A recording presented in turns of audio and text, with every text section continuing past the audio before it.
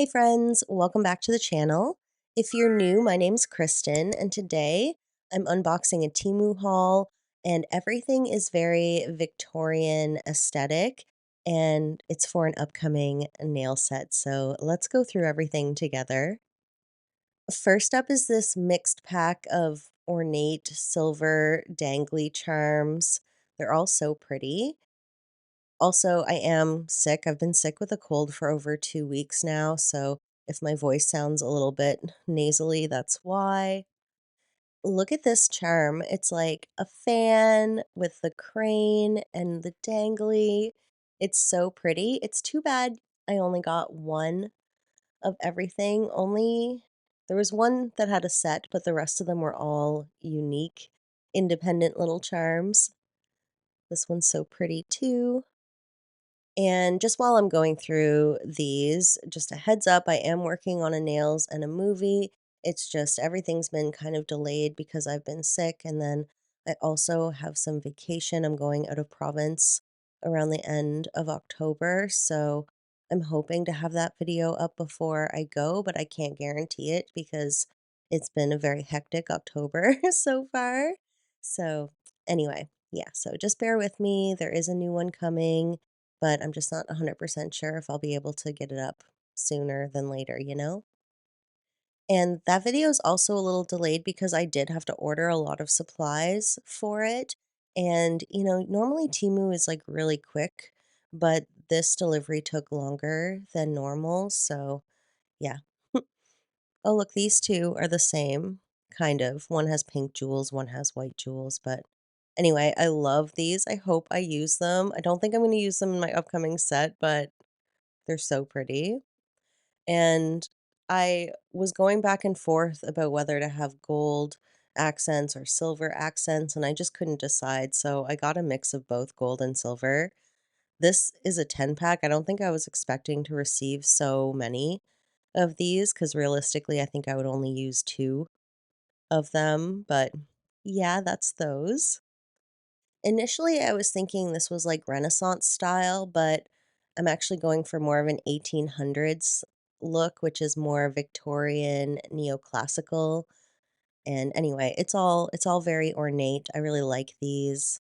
They're a bit more subtle than the other charms. And here you can see I got the silver version of these as well. And I'm just kind of being like, which way would I even put this on my nail? Like this way or the other way? Anyway, I also got these cute little fan charms. I think I could only get these in gold. I ended up getting 2 packs of them. They only sold them in packs of 2, so I got 4 total. I got these 2 sticker sets, and they're the same. I just got them in both gold and silver. I love the stylization of these. Next is the first of many silicone molds. I yeah, I have actually not used silicone molds before. I felt like there was probably going to be a learning curve, but I needed a lot of bows and a lot of ruffles and things that were just generally ornate. So that was one of them. This is another one. It's got like the filigree in there, the very ornamental shapes. It's a very shallow mold though, so I'm going to have to do a trial run with that. And then I got this one, which is mostly, well, it's just lace and ruffles. So I'm just messing around with it, trying to get an idea of how they would look. I wanted to have enough options so that as I'm making the nail set, if I'm like, oh, I need something, I want to be able to have it. So I got a lot of these molds. This is another one that's more on the filigree ornamental side of things. It's kind of nice that they're made in the shape of a nail, too. I'm assuming that they would have a nice curve to them when you take them out of the mold. This next one is like a two-parter. One set is all these ornamental frames, and then the other piece of the mold is like all the orbs that you would put inside it, and it comes with all the shapes that you would need.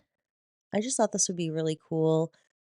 just in general to have. So I hope this one works out because you could make some really cool jeweled effects with this.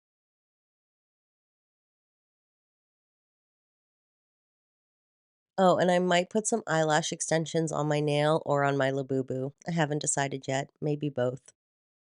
Anyway, moving along, I went ahead and got some of this gel that's specifically made for using in silicone molds. So I got a white one and a clear one. I think they also had a black, a gold, and a silver, but I just kind of want to see how it worked before I bought too many. This is gypsum gel. So this stuff is like a very like textured, almost like a sandy textured gel. I've used gypsum gel before, but over time I found that it lost its texture, so I'm hoping to use this one like ASAP. And another silicone mold with mostly bows, but this one I got specifically for this corset and off-centered bow style. So I'll definitely be using that one. I got some filigree stickers in white. I thought these would be really pretty and also easy to paint over if I needed to change the color of them. And then I got another silicone mold of bows, just enough bows. Any bow I want, I can make now. And I also got a stamping plate of lace patterns. I thought about getting nail foils, but I couldn't find any lace ones that I liked. And this one had lots of like delicate ones, but also that ripped one in the center I felt like could be very useful. So yeah, I just picked up a stamping plate for that. Next is a multi-pack of half pearls, but these are in this really lovely ivory shade. And then to go along with them, I also got some caviar beads that are also in that nice ivory shade. So I need to test out not just the silicone molds, but also this gel because, like I said, I'd never used them before. And I just knew there was going to be a learning curve and things I needed to figure out before I started using these on my set. So I'm going to try a couple different things. And I learned a lot, and hopefully you'll learn a little bit too if you're like me and you've never tried these molds before. I do really like this gel because of the small spout, and also it's a non-sticky formula. So of course my first bow came out looking like shit, which I knew it would, but like I needed that to happen so that I could figure out how to make them better. This one here turned out really nice though, first try. I'm so happy. This was the exact thing I wanted. I love this one. So this one gave me lots of trouble. So when I put a color in and swiped it away and tried to take it out, it's like all the little pieces were separating. There was nothing holding them together. So first I tried just doing like more gel, just like covering the whole area. But to be honest, that didn't really turn out that well. Anyway, I'm gonna go back and forth between a couple different molds because it was like when one went in the lamp, I was like, I might as well fill up another one. So let's try one of these ruffles. And right around here is when I figured out that if you bend the mold, it like opens the image a bit more and it makes it way easier to get the gel inside. So yeah, doing a little bit of a bend on the silicone mold, then putting it back and scraping off the excess. Also flipping it over and checking it from the other side before curing it. All of these things were incredibly helpful.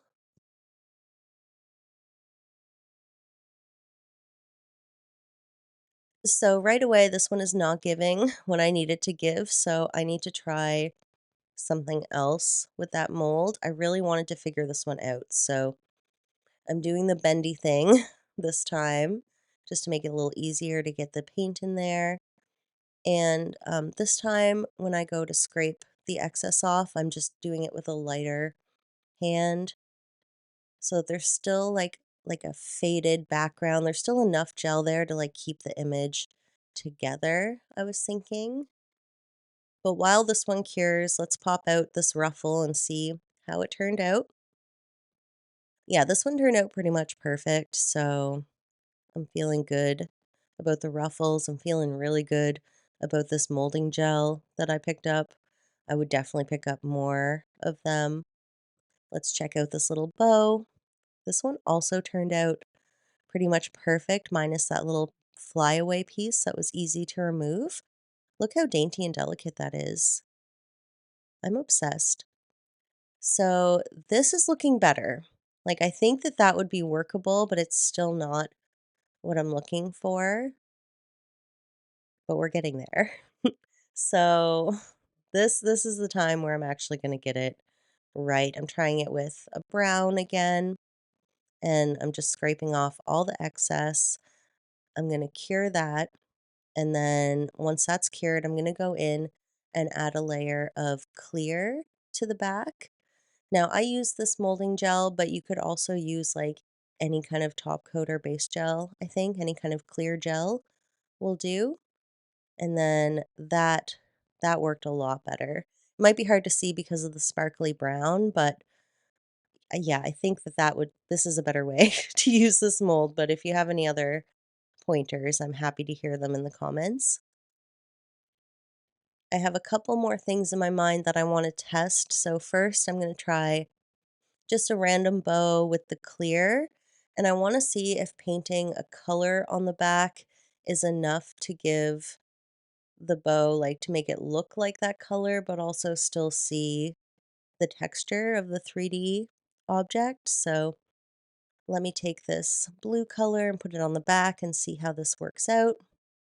I think it's okay, but I wasn't like super happy with it. So now I'm just going to try like to use the straight up gel in the mold. And I don't know why I was like hesitant to use like regular gel in the mold. Maybe because I don't, maybe because the big brush is like hard to get in there.